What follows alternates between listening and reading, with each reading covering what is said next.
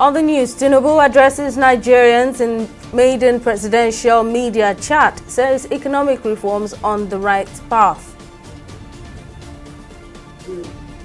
Ibadan Magistrate Court remands on his ex-wife, Agidigbo FM CEO, over fatal stampede. And human rights activist Dele Farotimi regains freedom after meeting bail conditions.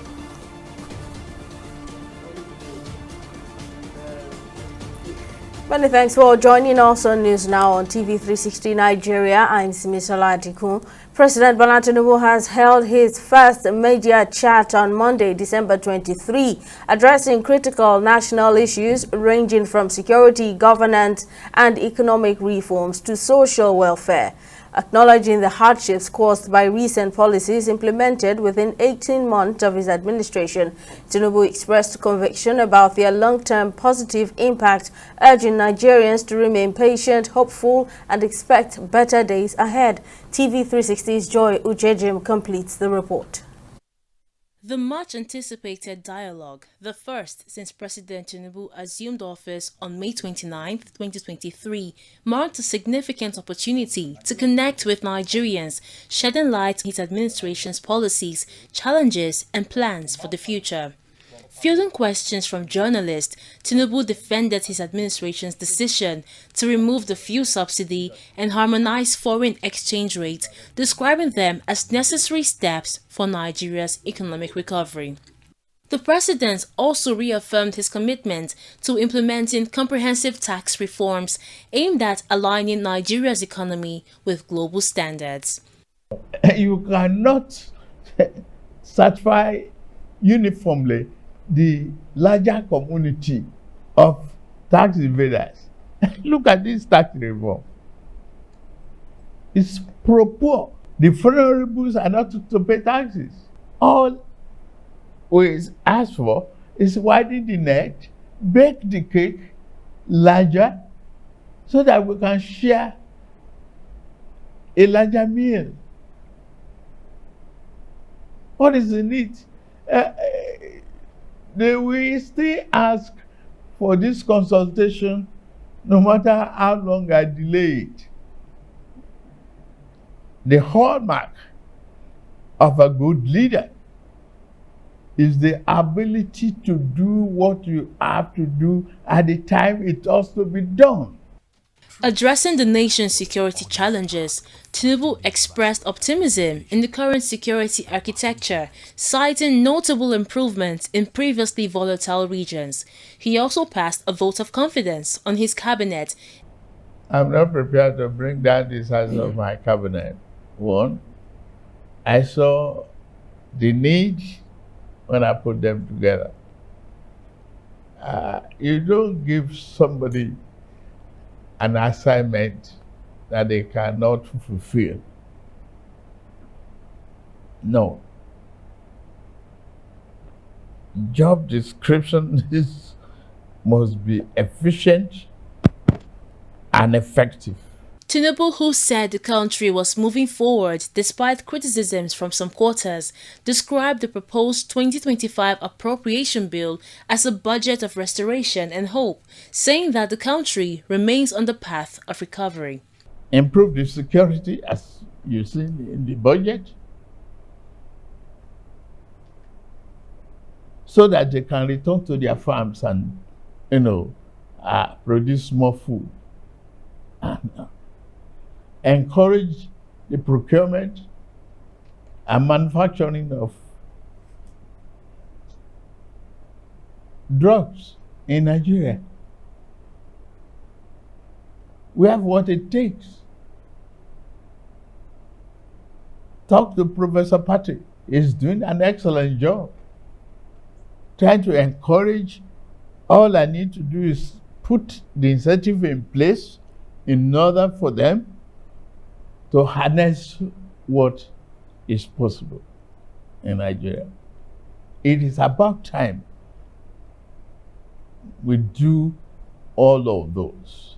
Overall, the president scored his government high, with the results already being recorded following economic reforms being implemented, adding that his 18-month-old administration is on the right path. Joy Uchejim, TV360, Lagos. Moving on, following the death of about 35 persons at a welfare event in Ibadan, the Oyo State capital, on December 18, a magistrate court has remanded the organizer, ex-wife of the Oni of Ife, Shilekwola Naomi, in the Agodi Correctional Center in Oyo State, pending advice from the State Directorate of Public Prosecutions. Shilekwola had organized the event under the platform of her Women in Need Guidance and Support Wings Foundation as a Christmas Children Fun Fair at the Islamic High School, Bashorun, to distribute 5,000 naira to 5,000 indigent people.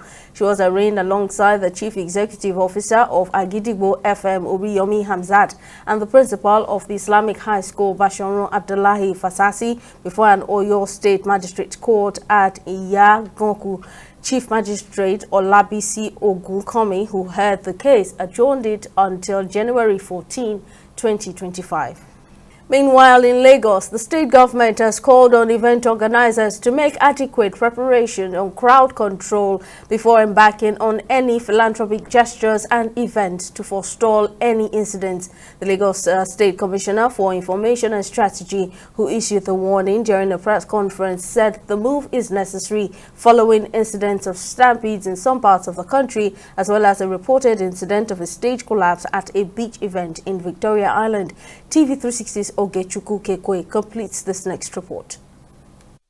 Recent deadly stampede at food distribution centers in Ibadan, Anambra and the capital Abuja have prompted the Lagos state government to take drastic preventive measures against an occurrence in the state. As part of major steps to curb risk, the State Commissioner for Information and Strategy, Benga Omotosho, has directed philanthropists, individuals as well as organizations to register with the State Safety Agency when organizing an event that will attract more than 250 guests during and after the UTAD period. He emphasized the need for adequate preparation for crowd control before embarking on any philanthropic gestures or events to forestall stampedes. Individuals who want to have large gatherings, they must register with LASEMA, with the Safety Commission. They can go to the portal. It's very simple.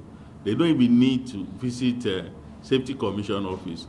They know what to do after they have gotten such a registration, to go and inspect the venue, to go and ask them the number of people that they say they want to invite, whether the place is big enough for them to invite such people. Events below 250, you do not need to register. However, if you want to register, you can still go ahead and register and follow the normal safety protocol. Any event that is above 250, whether it's a funeral, whether it's a birthday party, whether it's a book launch, whether it's a concert, once it's an event, whether it's a sports activity that you require large crowds, it is important for you and mandatory for you to register your event. Speaking further, security agents listed other security measures to ensure personal and public safety during the UTAD season.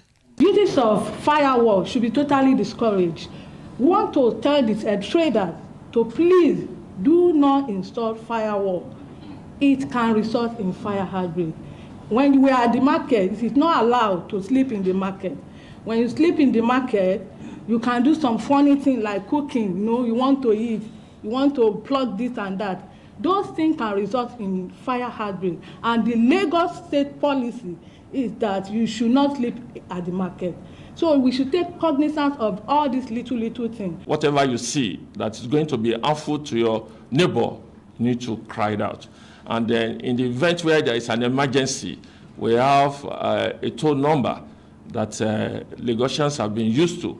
And I still want to re-emphasize that number at this press conference, which is 767 and 112. The officials assured that the Lagos Safety Commission, in partnership with security agencies, are well equipped to respond swiftly to any emergencies, warning that any event organizer or resident who flouts directive will be sanctioned. Ogechukwu Ukekwe, TV360, Lagos.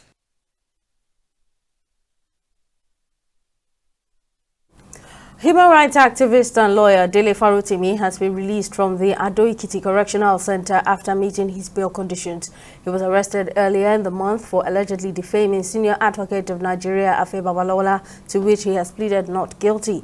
Farotimi left the prison custody on Tuesday morning after meeting the bail conditions set by both the Federal High Court and the Magistrate Court. This comes days after a Chief Magistrate Court in Ado-Ekiti had granted Farotimi a 30 million naira bail, two shorties, one of whom must be a property owner, a submission of Farotimi's passport, and a prohibition of Farotimi granting media interviews once released.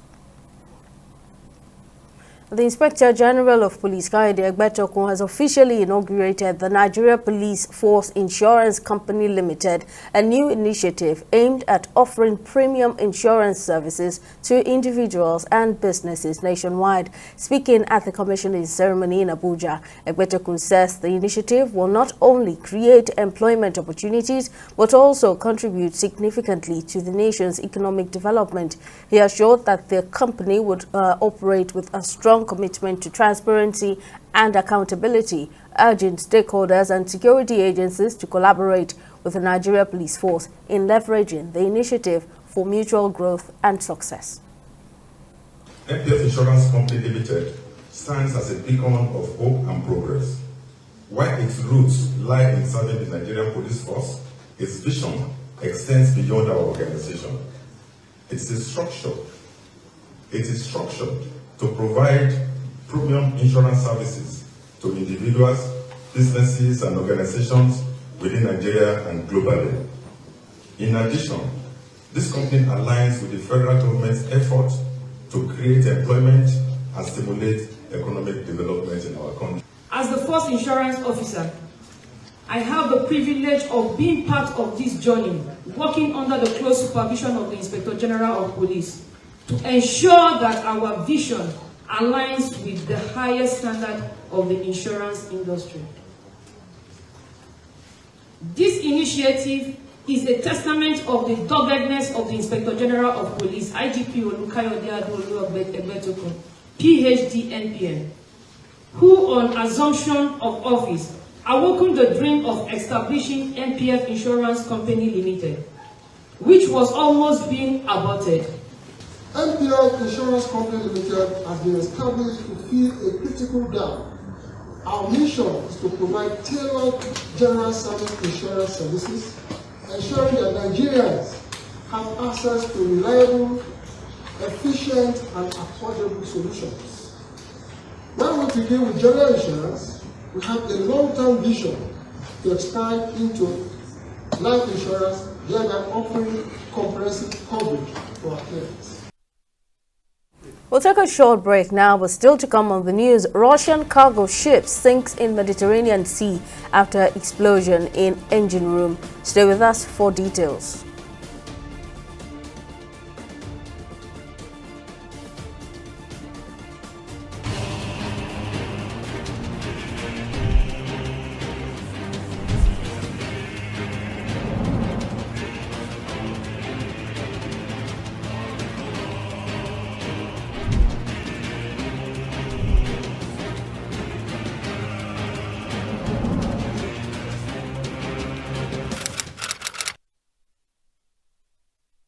In the last 3 years, we have built a multi-purpose center, which is the envy of all in our constituency.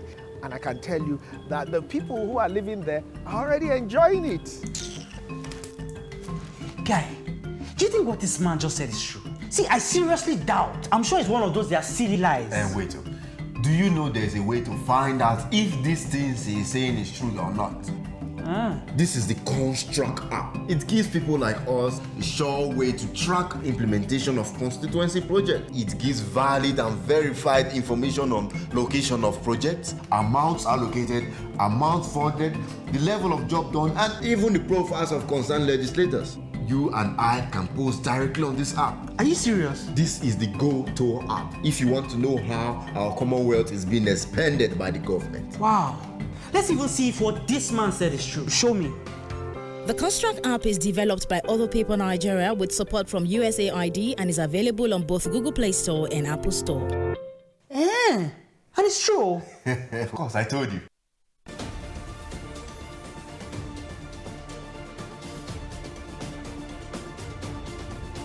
Welcome back. Let's take you through our major stories. President Bola Tinubu has hosted his first media chat on Monday, December 23, addressing critical national issues ranging from security, governance and economic reforms to social welfare.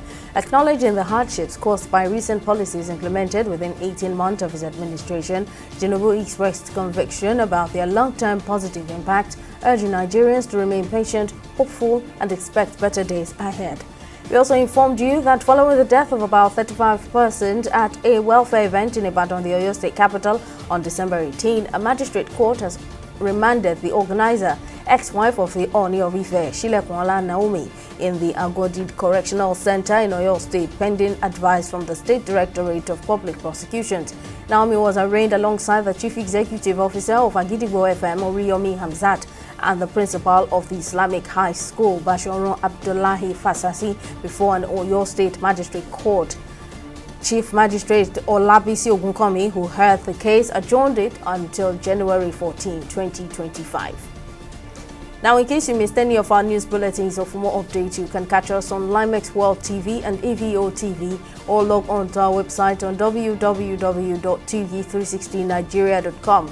You can also follow us on our social media platforms on Twitter, Instagram and YouTube at TV360 Nigeria, or download our mobile app on Google Play Store, Huawei App Gallery and Apple Store. On Facebook, we're at TV360 Online.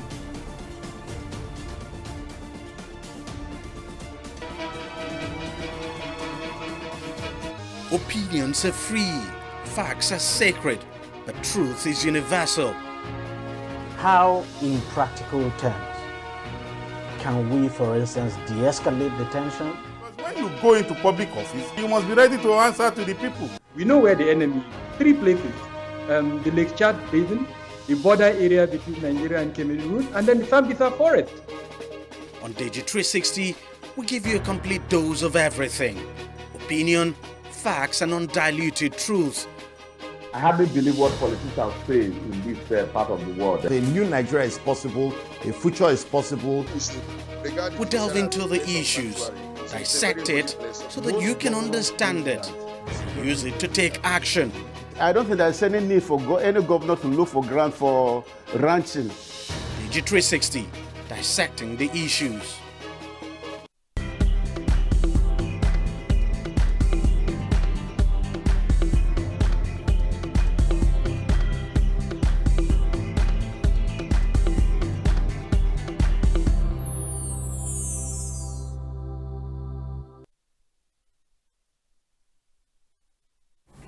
Well, let's join Joy Uchejim for developments in the world of business. Over to you, Joy. Thank you, Simi. And on business, President Bola Tinubu has revealed that he has successfully met Nigeria's financial obligations without relying on remittances from the Nigerian National Petroleum Company Limited or utilizing the Central Bank of Nigeria's Ways and Means.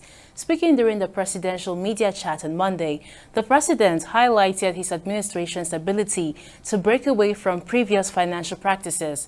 The president expressed satisfaction in achieving this milestone, noting that he had fulfilled Nigeria's financial commitments without falling back on the traditional methods of financing, which had often been criticized for exacerbating the country's economic challenges. I don't spend in dollars. I only associate with it because of the global transaction. But Naira, for Naira, it's okay. Even the target of this administration is based upon what we earn in dollar converted to Naira. when you look at the petroleum revenue. But today I can tell you, push me to my brag mode. In the last 3 months, I've not taken a penny from NNPC before I meet my other obligations. Quickly. Yes. To me, that's excellent. Yes, well done. That's excellent. I repeat, without falling back to the old order, without going into ways and means, I've met all obligations. Still on business, global oil prices edged higher on Tuesday, recovering from the previous session's losses as a slightly optimistic market outlook provided a lift despite light trading ahead of the Christmas holiday. According to energy analysts, benchmark prices are likely to remain stable around current levels in the short term due to reduced trading activity during the holiday season. The analysts highlighted that supportive supply and demand dynamics in December contributed to their less bearish outlook. We'll take a short break and return with stock market reports.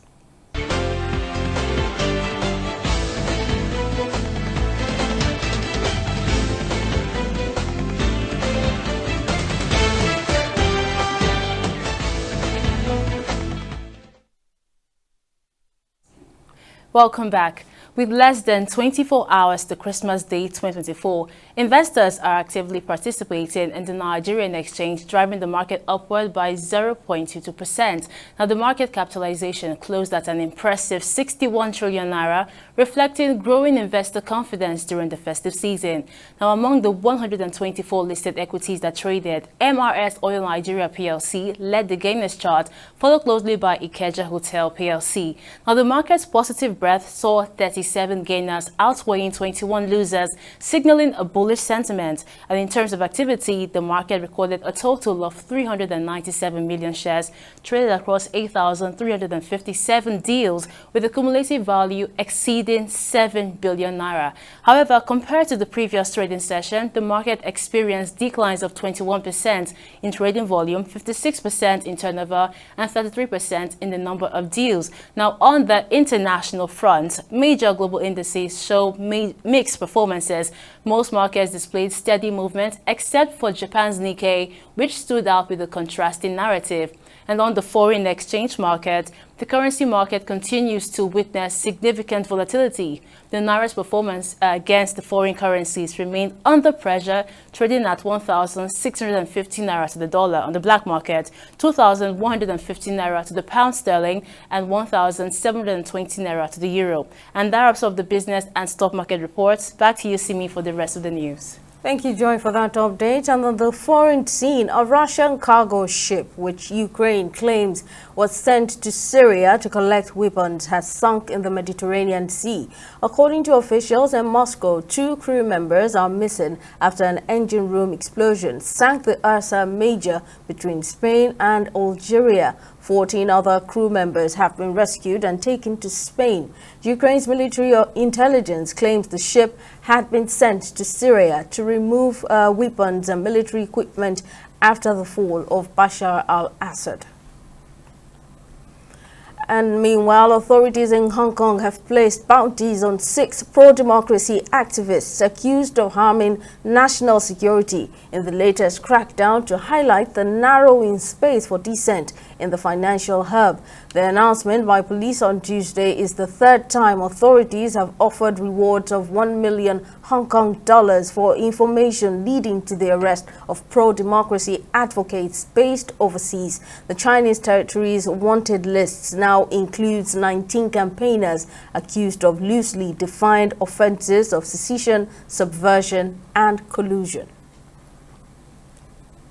On sports, and the Federal Capital Territory Administration has approved the construction of 2 multi-event sports centers in Abuja. The acting executive secretary of the Federal Capital Development Authority, Richard Dauda, disclosed this while briefing journalists on Monday. Though Dauda did not disclose the location of the centers, he said that the site would be strategic. He explained that the two sports centers would have several facilities, including football pitches, lawn tennis, table tennis, indoor sports facilities, and other necessary facilities. And former Greece head coach Gus Poirier has been appointed manager of Jeonbuk Motors, the South Korean club, announced on Tuesday. The 57-year-old will be tasked with reviving the fortunes of Jeonbuk, who have won the South Korean title a record 9 times but have struggled in recent years. Poirier became the first Uruguayan to manage in England's top flight when he took over at Sunderland in 2013 and was most recently in charge of the Greece national team until March this year. Well, that's it on News Now. Many thanks for watching. I'm Simisola Atikun. We'll see you again next time.